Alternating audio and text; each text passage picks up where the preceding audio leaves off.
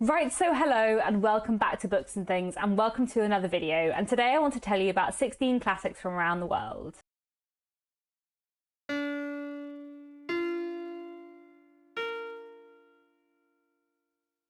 So, over the last 4 years, I have been doing an International Classics Challenge every year as one of my reading goals, where I pick 3 countries every year and try and read a few classics from those countries, usually sort of 3 or 4 from each country. I've really enjoyed doing this challenge. I found it really interesting and I've read a lot of great books. So I thought today I would look back on how the challenge has been going and tell you about some of the great books that I have read. My initial plan had been to tell you about 12 classics, one from each of the countries that I have been reading from, but there were some countries where I read several amazing books that I wanted to tell you about, so it's going to be 16 classics from 12 countries, and that is fine. I've really enjoyed doing the International Classics Challenge. I'm someone who loves reading old books, partly because I love history, and so reading a few books from a particular country's history can often give you really interesting insights into that country's history and that country's culture, as well as just, you know, opening your eyes to books that you maybe haven't heard of and that aren't necessarily as well known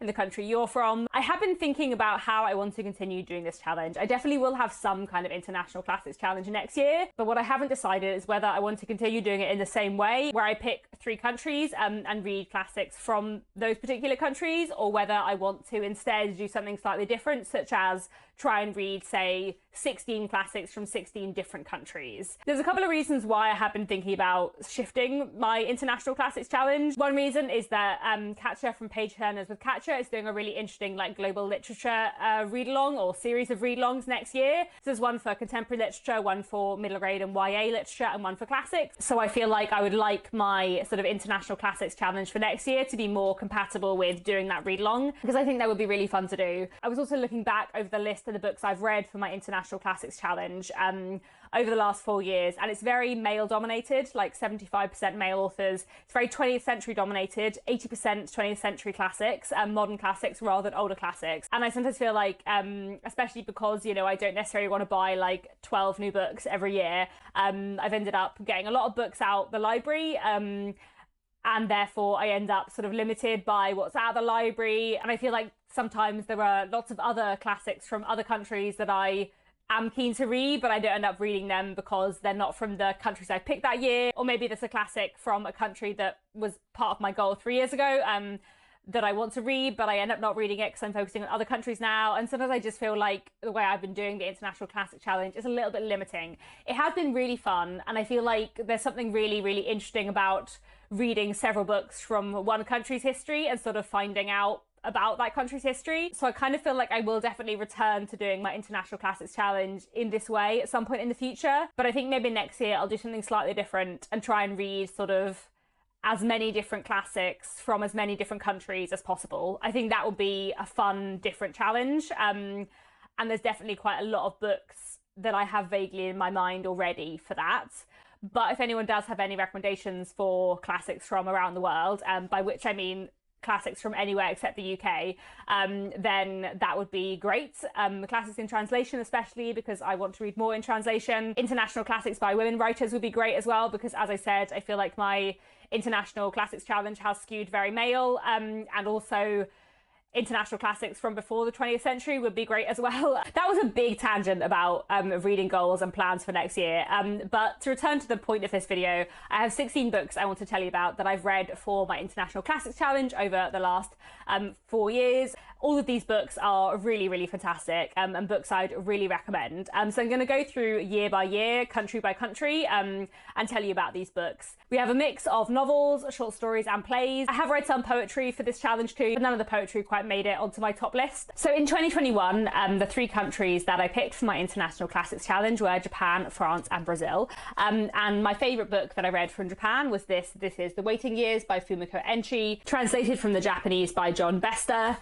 This is a really wonderful novel from 1957, but it's set in the late 19th century, and it follows an older married woman who is tasked by her husband, by her family, with finding her husband a younger mistress, and it basically follows follows the complexities and tensions in the household following this event. It's really powerful, really well written, not very long, and really, really worth a read. My favourite book I read from France that year was this. This is La Dame aux Camélias by Alexandre Dumas, translated from the French by David Coward. This Dumas is the son of the really, really famous Dumas who wrote The Count of Monte Cristo, which I also really, really recommend. Wonderful French classic. Didn't read it for this challenge though, so that's not relevant. So this is a wonderful novel, again a relatively short one, really approachable, and this is basically the story of a sort of doomed love affair, a doomed relationship between this young man and young woman. It's been quite a few years since I read this now, and it has faded slightly from my memory, but at the time I just remember finding it so impactful and powerful. The writing was really strong as well, and it was just a really impactful book, so I definitely recommend this one, a real highlight of 2021. And then my favourite book that I read from Brazil was this. This is The Posthumous Memoirs of Brás by Machado de Assis, which is a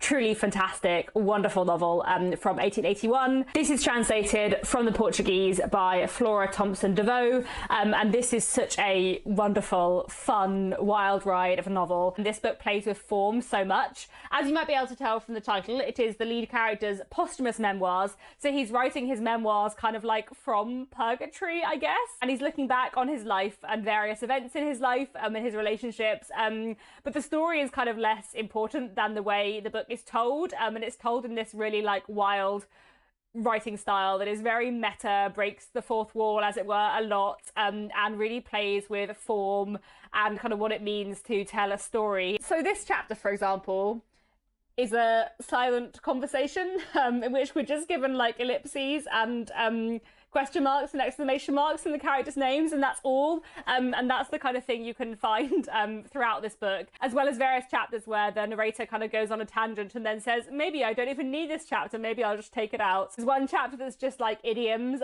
there's a few chapters that are just dialogue. Like, there's just a real sense of fun in this book and of playing with form, and it's just excellent. So I really, really recommend this. A really great book, very much worth your time. Then in 2022, the 3 countries I picked were Australia, Kenya and China, and my favourite book that I read from Australia was this. This is Picnic at Hanging Rock by Joan Lindsay.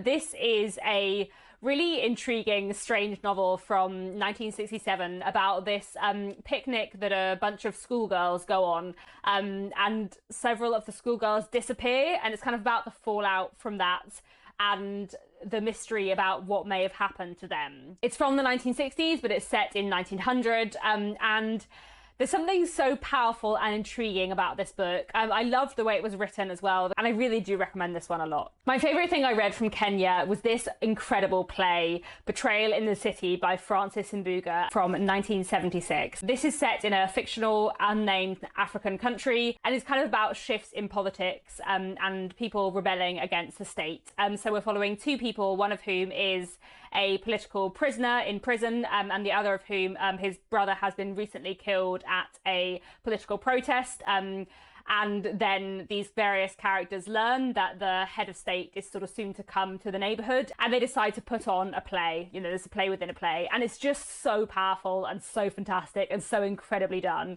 One of my favourite plays I've ever read. It's so good. So I highly, highly recommend this. Yeah, just a really, really fantastic work of literature. And then my favourite thing that I read from China in 2022 was Half a Lifelong Romance by Eileen Chang. This is a book from 1948, and this edition that I read is translated by Karen S. Kingsbury. This book is set in 1930s Shanghai and basically looks at the complicated love story between 2 people over a long period of time. It's really, really powerful, really emotional. Characterization is amazing, and it's just such an interesting book. I really, really recommend Half a Lifelong Romance, and I definitely want to read more by Eileen Chang. And actually, I do think one nice thing about doing a sort of 16 classics from 16 different countries challenge next year might be to like revisit some of the authors I've loved over the last 4 years and read something else by them, because I did think this was fantastic. So yes, another book I really recommend. In 2023, the 3 countries I chose for my International Classics Challenge were Jamaica, Italy and India. And my favourite thing that I read from Jamaica was this. This is Summer Lightning and Other Stories by Olive Senior, a truly wonderful short story collection that was just fantastic. I think Bright Thursdays, one of the stories in here, is possibly my favourite short story I've ever read. I just think Bright Thursdays is one of the best short stories ever. Like, it is so incredible. Whether or not you read this whole collection, find a place to read Bright Thursdays. It's just one of the best stories ever. This is a really interesting short story collection from the 1980s, looking at various themes to do with family, poverty, class, race and racism, colorism, growing up. There's quite a lot of stories that look at childhood in some way, and Bright Thursdays, my very favourite story, is about this little girl who has grown up with her mother, not really knowing her father. Her mother is from a much poorer background than her father was from, and she ends up kind of being sort of half adopted by her grandparents, her father's parents, who are much wealthier, and she ends up living in this house that is very unfamiliar to her, in this world that is unfamiliar to her, and it's just about her life and her growing up, and it's so powerful and amazing. This whole collection is really, really strong, but like I said, I think Bright Thursdays is the standout as one of the best short stories I have ever read. My favourite thing that I read that year from Italy was this. This is The Beautiful Summer by Cesare Pavese, translated from the Italian by W.J. Strachan. This book was published in 1949, but it's set in the 1930s, and it's basically this coming-of-age story about this young woman one summer, her friendship with another woman that definitely borders on romantic, as well as her definitely romantic relationship with a man, and it's about her kind of navigating all of these relationships, and it's just so well written and so interesting. Such a strong novel, very short as well, won't take you long, and I found this such a powerful, interesting read. I found this such an interesting read, and it's interesting, the sort of front flap of this book definitely emphasizes the sort of love affair between the main character and this man, but for me, the central sort of heart of the story, the central relationship was her relationship with this other woman that definitely feels at times romantic, and I found that element of the book really, really interesting. I would really recommend Beautiful Summer. I thought it was such a good book. And then when it came to India, I found it really hard to pick a favourite for this video. All four of the Indian classics I read in 2023 were fantastic. In the end, I decided not to put all four on the list, but I have put three of the four. One book that I absolutely loved was Under the Banyan Tree by R.K. Narayan. This is a short story collection. I think it was published as a collection in the 1980s, but the stories were written kind of in various points of the 20th century. And this was just a fantastic short story collection with a really good balance of different kinds of stories, some more serious, some more comic, a lot of really powerful ones, but also some really funny ones. And I just loved reading it so much. It was just a fantastic collection of short stories that I really, really recommend. And I definitely want to read more by Narayan in the future. Another wonderful Indian classic I read in 2023 was this. This is Untouchable by Mulkraj Anand. And this is a really powerful novel from 1935, looking at the caste system and at someone right at the bottom of the caste system. This young man who is considered an untouchable and who is furious about it. And I feel like the social criticism within this novel is just fascinating and really, really interesting. And the book follows this young man over the course of just one day in a way that's really intense and impactful. And I just can't recommend it enough. This was fantastic. As I said, I really struggled to pick a favourite from the Indian classics I read in 2023. And I wanted to recommend three books, but if I had really made myself pick just one, it probably would have been this one, and it is amazing. But I also wanted to recommend Train to Pakistan by Khushwant Singh from 1956. So I think in my favourite books of the year videos in 2023, I included Untouchable and Under the Banyan Tree, but I didn't include Train to Pakistan because it's a sort of weird book to say that you love because it's so grim. But I also feel like it's a book that I've thought about so much since I read it, and that has really stayed with me and that will always stay with me, and that I kind of think everyone should read.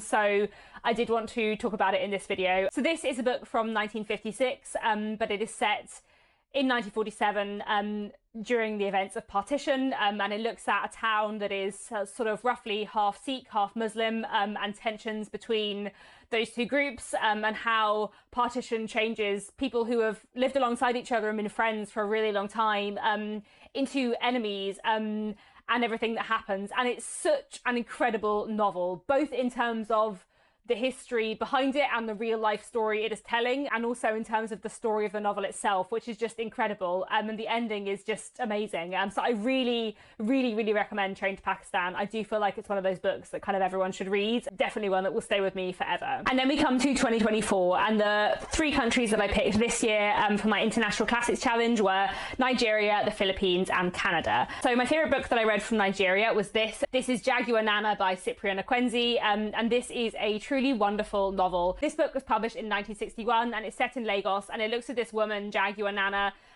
who is, I think, in her 40s, and she's having a relationship with this younger man in his 20s. She is a bit self-conscious about this. She's trying to earn money for Freddie, often through sex work, in order to put him through education. And the book kind of looks at their relationship as well as various other characters around them. I just thought this was such a well-written, interesting book. And the way Lagos is described in this book is really, really fascinating. But you also get this kind of contrast between Lagos and the countryside when Jaguar Nana kind of travels to other places. And I feel like the contrast and the setting in this book is just really, really interesting. So I'd really recommend this book. Thought it was fantastic. And then I couldn't quite decide which book to pick from the Philippines, so I have picked two, one novel and one play. So this is Noli Me Tangere by Jose Rizal, published in 1887 and translated from the Spanish by Harold Ojembraun. And this is just a fantastic, fantastic novel. So the back of this book calls this the novel that sparked the Philippine Revolution, and I feel like that is quite a useful line to tell you a bit about this book. This book follows a young man of mixed Spanish and Filipino heritage coming back to the Philippines after having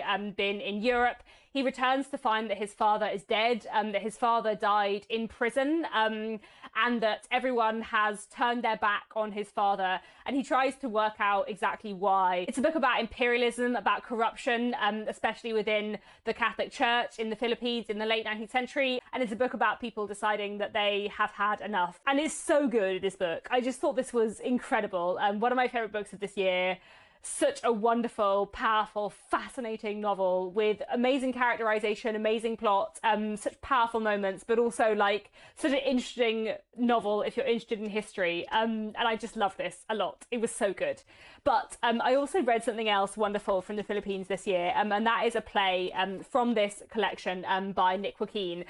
This is a collection of short stories and one play, and I wasn't fussed by the short stories at all, but the play was incredible. The Portrait of the Artist as Filipino is a play from 1950, and it's set in the very early 1940s when World War II is happening but hasn't come to the Philippines yet. And it's about this family whose fortunes have collapsed. There are these two sisters and they live with their father, who is getting older. He's not very well. They can't really afford to live in their big house anymore. They can't afford to keep the lights on, and they can't afford to feed themselves, but they have this one valuable thing, this painting that their father painted called Portrait of the Artist as Filipino, that is very striking, and some people hate and some people love, but everyone agrees it's important in some way. And are they going to have to sell it in order to survive? There's so much else going on in this play. It's so fantastic. If you like Chekhov, you will absolutely love Portrait of the Artist as Filipino. It's got a very like Chekhov despairing vibe, but it's so good, and I just thought it was amazing. So as I said, I wasn't very fussed by his short stories, but Nick Joaquin's play was just amazing. Then finally, the other country I picked for this year was Canada, and I couldn't quite decide between two books. So here we have another play. This is The Belle Sœur by Michael Tremblay. This edition I have here is translated from the French by John Van Burek and Bill Glasgow. So this is a French-Canadian play from 1965, and it's a play about women, about generational clashes, about not having enough money and really wanting more. This play follows the relationships and tensions between a group of women, including some who are sort of middle-aged and some who are the sort of next generation down. It looks at the position of women within society in Canada in the 1960s. It looks at social changes and generational divides, reputation and class, and it has this really clever structure where you get a lot of scenes, but then you have this moment where like there's a spotlight just on one character and they have a monologue in a way that's just really, really effective, and I just loved it. I thought it was such a wonderful play. Cannot recommend this enough. But finally, the last book I wanted to talk about today, the other favourite Canadian classic I read this year, which I just read a few weeks ago, is The Blue Castle by Ellen Montgomery from 1926, which is wonderful. If I had to pick an absolute favourite classic of all the books I've read for the International Classics Challenge over the last 4 years, would it be The Blue Castle or would it be The Posthumous Memoirs of Brusky Bass? I don't know, but it might be The Blue Castle. The Blue Castle was so good. Ellen Montgomery is obviously most famous for the Anne of Green Gables series, but The Blue Castle is one of her novels for adults, and it follows 29-year-old Valency, who feels like she's done nothing with her life. She lives in a society that expects her to have got married by now. She lives with her mother, who she doesn't really get on with. She's not happy. She spends her life like sewing quilts that they don't even need, because her family believe that she must be doing something useful. All she wants is to read and have friends, but she's not really allowed to do that. She just spends her time with her family, who she really, really hates. And then when she's 29 years old, she goes to see a doctor because she's been having pain in her heart, and she's told that she has less than a year to live. And she says, well, if I've only got 1 year to live, I'm going to live. And so she starts standing up to her family for the first time in her life. She starts talking back to them, making jokes. She leaves home and gets a job and makes friends and just turns her life around. And I just loved The Blue Castle so much. It was such a wonderful, joyous celebration of life. Such a wonderful, fun novel with really powerful social criticism, but always in a quite subtle way. And it's so fun and so funny as well. Like, there were so many laugh out loud moments where Valancy starts like talking back to her relatives, where it's just hilarious, but it's also so rich and powerful. And there's so much social commentary within it too, about the position of women and the sort of limited options for women at this point in time. And I just thought it was truly incredible, and such a delight. I feel like Valancy's character development is so believable and wonderful, and I just loved her as a character so much. And The Blue Castle was so good. So I really, really recommend The Blue Castle. What a wonderful book that was. So there we go. Those are 16 books from around the world, books that I have read for my International Classics Challenge, all of which I loved. I've had a really lovely time doing this challenge over the last few years. Like I said, I do want to keep doing some form of International Classics Challenge, but I think I might mix it up a little bit next year and try and read from lots of different countries rather than focusing on a few. So do let me know your recommendations down below for classics from around the world. I'm really looking forward to reading some more international classics next year. That's all for now. Thank you so much for watching, and I'll be back very soon with another bookish video.